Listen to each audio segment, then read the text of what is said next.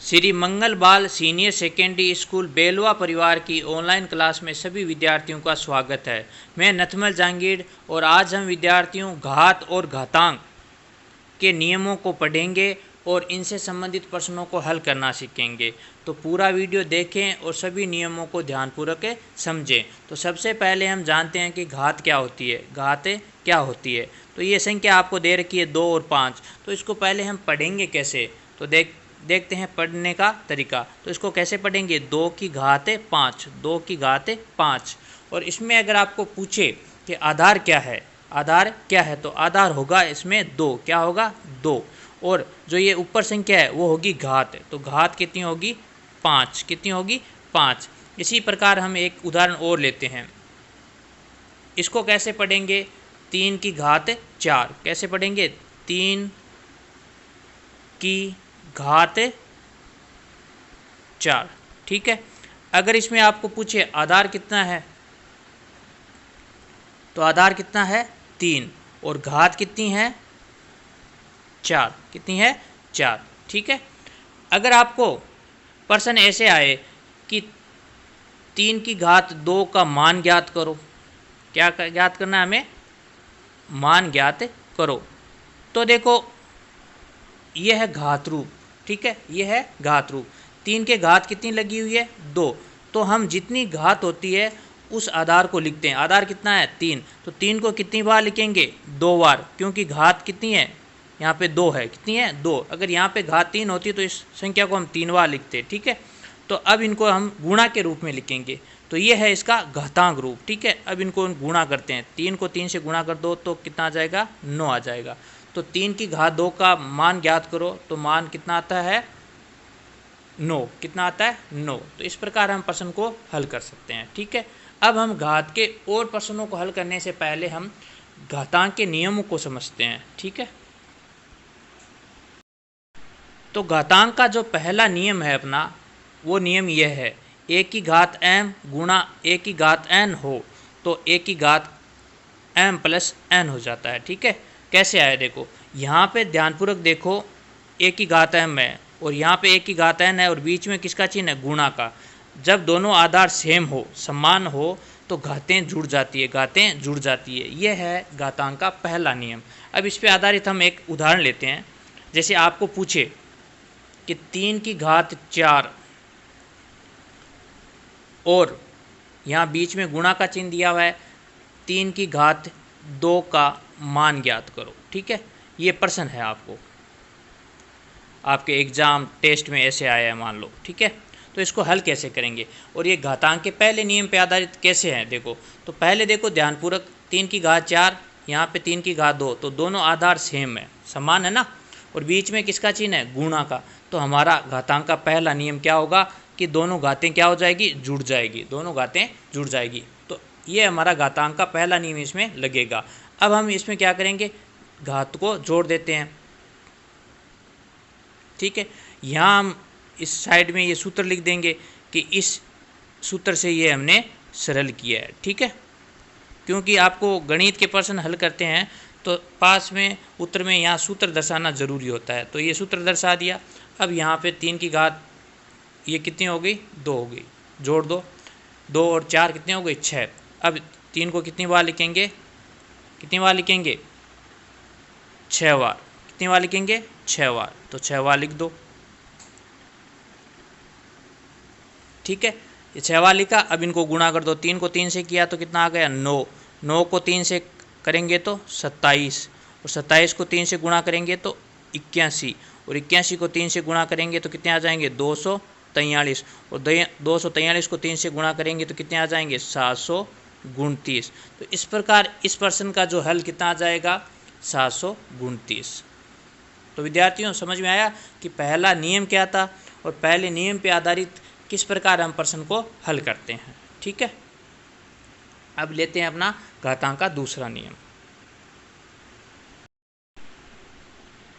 यह है घातांक का दूसरा नियम। क्या है देखो, a की घात m, अब की बार यहाँ भाग आया है बीच में चिन्ह, a की घात n, तो घातें घट जाती है। एक घात m माइनस n, कहने का अर्थ क्या है, जब आधार समान हो, आधार समान है और बीच में किसका चिन्ह है, भाग का चिन्ह है, किसका है, भाग का, तो दोनों घातें क्या हो जाएगी, घट जाएगी, क्या हो जाएगी, घट जाएगी। ठीक है, इस पे आधारित हम प्रश्न को हल करते हैं। जैसे आपके प्रश्न आ गया 2 की घात 5 भाग 2 की घात 2 का मान ज्ञात करो या को सरल करो। ठीक है, एक ही बात है, मान ज्ञात करो या सरल करो, एक ही बात है, इसको सरल करना, ये प्रश्न आ गया आपका। ठीक है, तो अब हमारे आपको ध्यानपूर्वक देखते हैं इस प्रश्न को। तो देखो आधार दोनों में समान है, 2 2। ठीक है, और बीच में चिन्ह किसका है, भाग का है। तो हमारे दिमाग में ही आ जाना चाहिए कि कौन सा नियम है, घातांक का दूसरा नियम है। पहले नियम में तो बीच में गुणा का चिन्ह था, दूसरे नियम में क्या है, भाग का चिन्ह है। तो घातें क्या हो जाएगी, घट जाएगी। तो घातें घटा दो, 5 में से कितनी घटा दो, 2। और यहाँ पे साइड में हम सूत्र दर्शा देंगे, a की घात m भाग a की घात n बराबर a की घात m माइनस n। ठीक है, अब यहाँ पे घटा देते हैं घातें, 5 में से 2 गए, कितने बचे, 3। अब 2 को कितनी बार लिखेंगे, 3 बार लिखेंगे, कितनी बार, 3 बार लिख देते हैं। 2 को 2 से किया 4 और 4 को 2 से गुणा करेंगे तो 8। तो इस प्रकार इस प्रश्न का जो उत्तर है कितना आ जाएगा, 8 आ जाएगा। तो ये था हमारा घातांक का दूसरा नियम। अब हल करते हैं तीसरा नियम। ये है घातांक का तीसरा नियम। देखो a की घात m घात है, उसके ऊपर और घात n है। तो देखो घात के ऊपर क्या है, घात है, तो घात के ऊपर घात हो तो घातें क्या हो जाएगी, गुणा हो जाएगी। यह है घातांक का तीसरा नियम। वापिस समझते हैं। देखो a की घात m, ठीक है, उसके ऊपर घात n दी हुई है, तो दोनों घातें क्या हो जाएगी, गुणा हो जाएगी। यह है घातांक का तीसरा नियम। ठीक है, अब इस पे आधारित एक प्रश्न लेते हैं। आपको मान लो दे देते हैं परीक्षा में 4, उसके ऊपर घात 2 ऐसे, ठीक है, और यहाँ पे भी 2 दे रखी है, का मान ज्ञात करो, का मान ज्ञात करो। ये प्रश्न आ गया। ठीक है, अब आपको पहले तो पता करना है कि इसमें घातांक का कौन सा नियम लगेगा। देखो ध्यानपूर्वक समझते हैं प्रश्नों को। मैथ्स के प्रश्न और गणित के प्रश्न एकदम आसान होते हैं, उनका जो आधा उत्तर है वो प्रश्न के अंदर ही दिया होता है, परंतु हमें सही तरीके से समझना होता है और इसके लिए हमें सारे सूत्र जो गणित अपनी बुक होती है उसके याद होने चाहिए। तो इस प्रश्न को अगर ध्यानपूर्वक समझते हैं तो देखिए कि घात के ऊपर घात आई हुई है, तो ये हमें पता होना चाहिए कि घात के ऊपर घात हो तो घातांक का कौन सा नियम है, तीसरा नियम है। कौन सा नियम है, तीसरा नियम। ठीक है, ये नियम है। ठीक है, अब घात के ऊपर घात हो तो घातें गुणा होती है, ये हमें पता होना चाहिए घातांक के नियम के तीसरे नियम के अनुसार। ठीक है, अब इसको हल करते हैं। तो घात है, इन दोनों घातों को क्या कर देंगे, गुणा कर देंगे, और यहाँ पे क्या लिखेंगे, ये सूत्र दर्शा देंगे कि हमने घातांक का कौन सा नियम ये लिखा। ठीक है, m गुणा n। ठीक है, ये लिख दिया। अब यहाँ पे घातांक को दोनों को गुणा कर दो, तो 4 की घात कितना हो गया, 4। अब 4 को कितनी बार लिखेंगे, 4 बार लिख दो, लिखा। फिर इनको गुणा कर दो, 4 को 4 से गुणा किया 16, 16 को 4 से गुणा कर दो 64, और 64 को 4 से गुणा कर देंगे तो 256 आ जाएंगे। ठीक है, तो इस प्रकार हमारे इस प्रश्न का उत्तर कितना आ जाएगा, 256। ठीक है, तो ये था घातांक का अपना तीसरा नियम। अब लेते हैं अगला नियम।